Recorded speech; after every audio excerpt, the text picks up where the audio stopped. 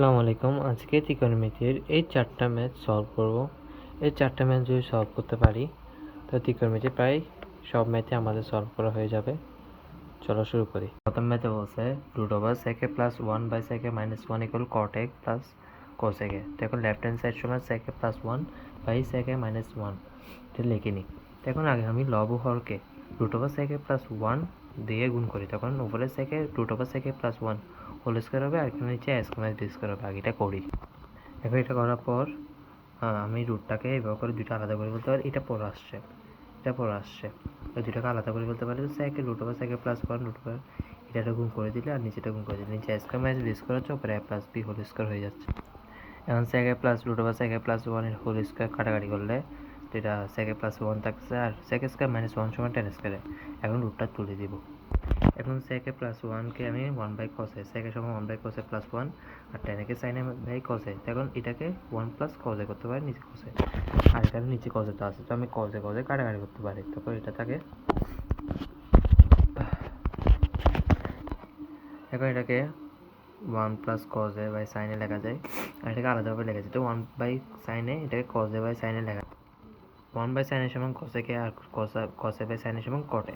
তো আমাদের যেটা প্রমাণ করতে বলছি সেটা প্রমাণ হয়ে গেছে। ম্যাথে বলছে cos a plus sin a equal √2 cos a হলে প্রমাণ করে যে cos a minus sin a equal √2 sin a। এটা অনেক ইম্পর্টেন্ট, বারবার আসে, আর এটা অনেক সহজও আর সুন্দর ম্যাথ করি। তো এটাতে প্রথমে আমি লিখছি cos a plus sin a equal √2 cos a। তো sin a কে এই পাশে রেখে cos a গুলোকে আলাদা করে ফেলছি।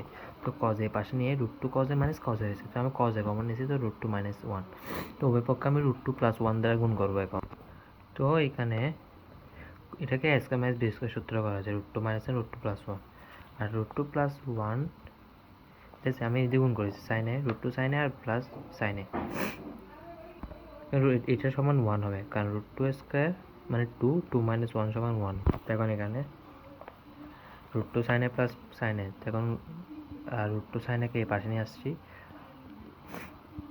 আমি sin aটাকে এই পাশে নিয়ে আসছি, তখন তাকে √2 sin a by cos a minus sin a। তো আমি এটাকে উভয় পক্ষে মানে একটাকে এক পাশে আর একটাকে পাশে আনছি, আর এটা হয়েছে। তো যেটা প্রমাণ করার কথা সেটা প্রমাণ হয়। এটা হলো এটা।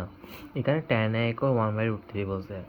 গাইডে বইগুলো অনেক কোটিং করে দেওয়া আছে, কারণ 9.1-এ এর মান মানে ত্রিকোণমিতিক অনুপাতের মানগুলা বের করা দেখেন। এটা 9.2-তে আছে, কিন্তু এটা যদি 9.2 করা থাকে ডিগ্রি নিয়ে যদি আইডিয়া থাকে, এটা অনেক ইজি।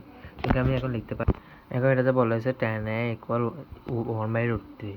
তো আমি জানি tan 30 মান 1/√3, তো a সমান 3 হবে, 30 হবে। দেখেন cosec স্কয়ার এখানে a 30, এখানে 30 বসে দিলে 4টা দেয়।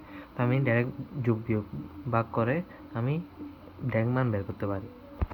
তো এখন এর মান আমি 30 বসে দিয়েছি।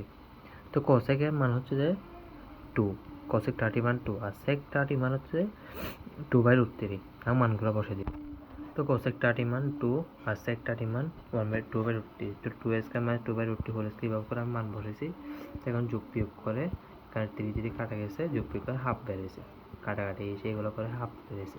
এটা বলা হয়েছে cot a ইকুয়াল b/a হলে এটা মানে নেওয়া। এখন cot a ইকুয়াল b/a মানে কি, cos by sin a equal, এটা একটা সহজ ম্যাথ ছিল। এখানে cot a কে cos a by sin a b/a লেখা যায়। তারপর যদি উল্টে দিই sin a by cos a, তো উল্টে দিলে এই দিয়ে উল্টে যাবে।